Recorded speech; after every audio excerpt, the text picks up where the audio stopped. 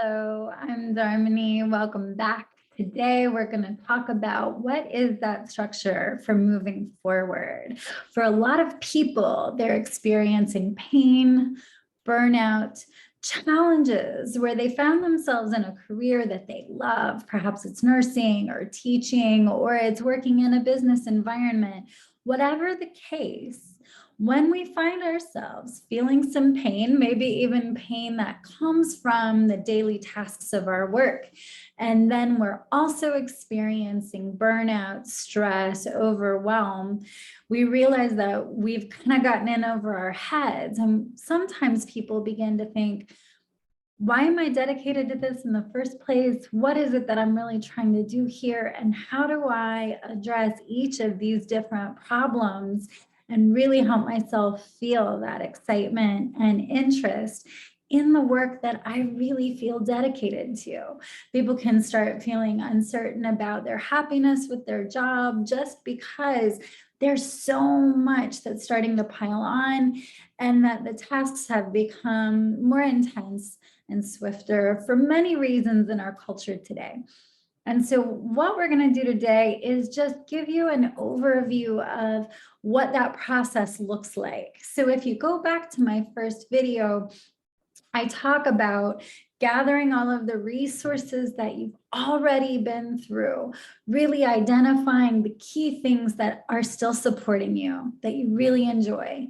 What are the key, most critical areas in your life that you really feel you need to address right away?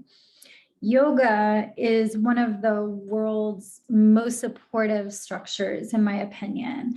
A lot of times people go to a lot of different kinds of practitioners just to address each concern individually. And one of the beautiful things about yoga is it's not seen as separated issues, but really as a whole person. Each of these parts of yourself can be addressed together and give you a less sort of intense or mixed up kind of feeling about which thing do I address first.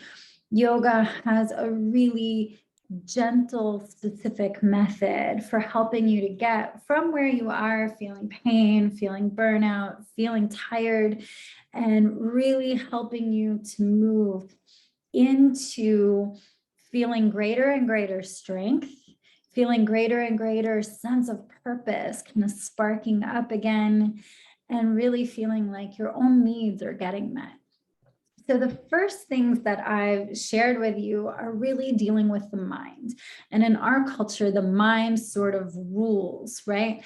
Yoga talks about how the mind is meant to be a servant. It's meant to be there to help you carry out the tasks that are really for the heart. The heart is the sort of CEO, I heard one teacher say, and the mind is the administrative assistant.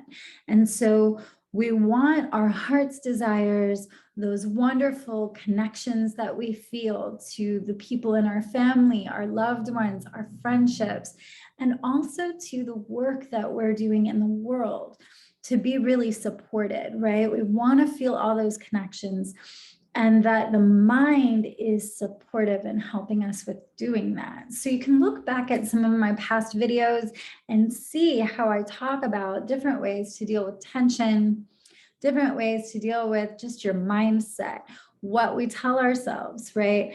Perhaps if you're in an environment where you really are the person in charge, reminding yourself that you're not the only one, right? That it's a whole team, a whole group effort, and I'm one of the people involved. It can be super helpful.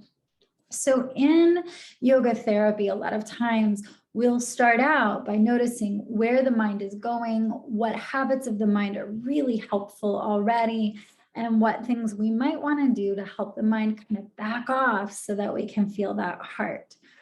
We begin to understand what we're really dealing with, how it all fits together, and we learn methods for helping the mind to let go of that intensity so that we can feel a little spaciousness and some breath again.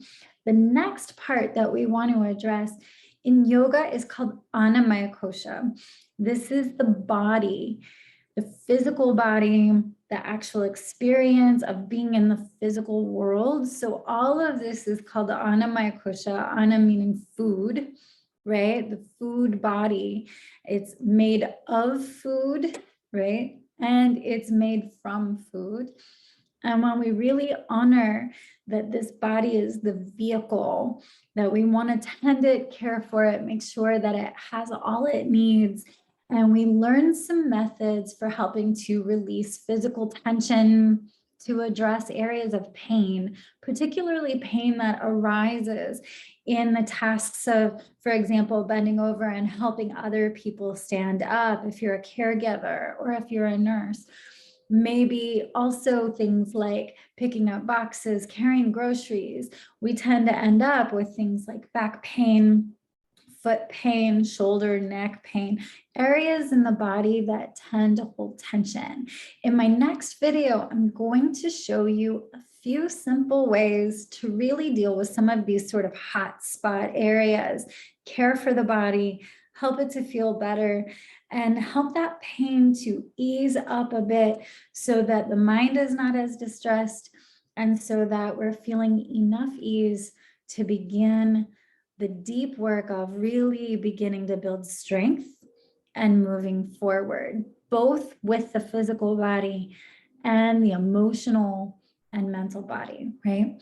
So we begin to have a little rhythm, tending the mind, tending the body, tending the mind, tending the body. And yoga teaches us how to have a rhythm with that, how to feel into that rhythm and begin to feel comfortable in having a rhythm of practice that's appropriate for you. When I work one-on-one with clients, a lot of times they don't have a whole lot of time to dedicate to this big, long practice. And so I help people to really address exactly what's going on for them in the shortest time possible to be really effective, efficient, and supportive. So we establish this rhythm, right? So to back up, we address the mind and help the mind to begin to feel some ease. We tend the body and the pain, and we start really helping ourselves to physically feel better. We establish a rhythm with that practice, and then we begin to go into a structured system that yoga lays out for us about how to build real strength, strengthen the body, strengthen the mind. This establishes that inner knowing, inner structure, that once you've learned it, you just kind of know. How do I check in with myself and make sure that I have all that I need? How do I make sure that what I'm doing to address the pain or the stress or whatever's coming up, right? Maybe it's a disagreement with a person or a challenging situation, problem solving. How do I know that I'm checking the right things and that what I'm using to try to remedy that is actually going to address the problem appropriately? This is a wonderful practice to do one-on-one, to really bring whatever issues are coming up real time in the day and make sure that we're addressing it systematically, but also really with lots of love and care and lots of attention to what matters to you. So in the yogic system, the structure is the chakra system. And a lot of people hear about chakras as if they're only these sort of subtle body, inner experiences of energy. Now, the energy is real energy that you can feel. And I work with some people to actually begin to feel that energy. It's a sensation in the body. It's not like I'm imagining it, right? And each of these structures are also structures of how we create our lives really well.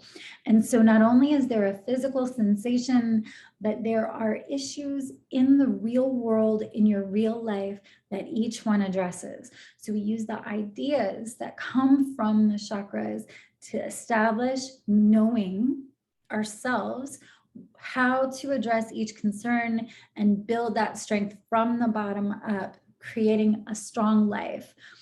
So finding emotional confidence, finding true emotional strength and really establishing your own inner motivation to love what you're doing again, feel inspired, and even discover your own unique gifts.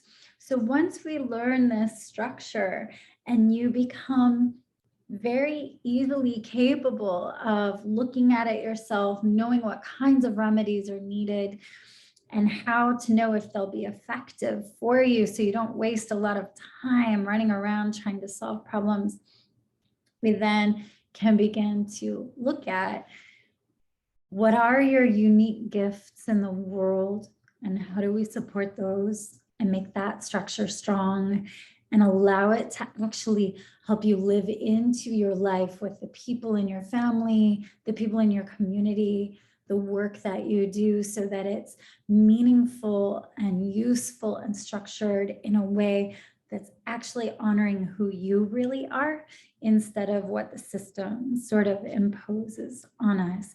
Even in highly structured work environments, understanding who you are, which one you are in that situation can change everything and help us to feel much more sort of dedication and motivation for the work that we're doing. And this gives us a ton of energy. So people who work with me tend to find they have strength, energy, courage, and a self-knowing that isn't shaken by what is going on around them.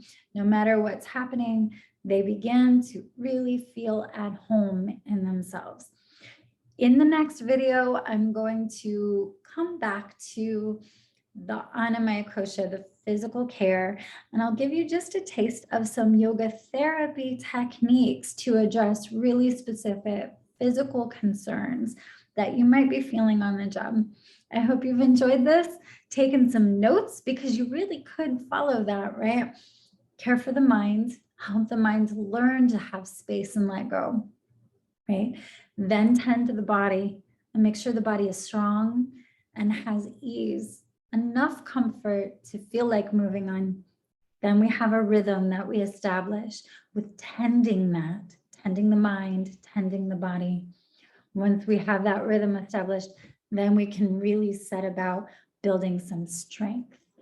So I look forward to talking to you. Feel free to subscribe or like this video. And I hope that you'll also feel free to reach out to me if you would like a short introductory session to see what it would be like to work one-on-one with me to address what's actually going on in your life.